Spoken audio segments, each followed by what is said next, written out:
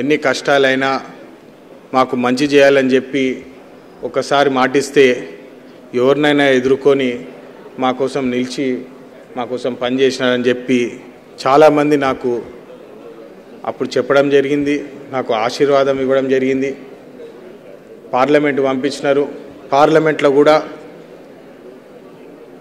ఢిల్లీలో ఎవరిని కలిసినా ఫస్ట్ నా ఇంట్రొడక్షన్ కాకా వెంకట స్వామీజీ తెలంగాణ సే హై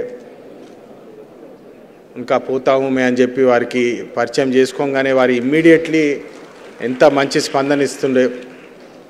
నిజంగా గత 2 సంవత్సరాల్లో పెద్దపల్లి ప్రాంతానికి ఏ పనులు చేసే అవకాశం దక్కినా ఇమ్మీడియట్లీ ఆ ఆఫీసర్లు కాకా పేరు చెప్తేనే వారు ఇమ్మీడియట్గా శాంక్షన్ చేసి పాజిటివ్గా రెస్పాన్స్ అయినారని చెప్పి నేను ఇప్పుడు కల్లారా చూస్తున్నాను.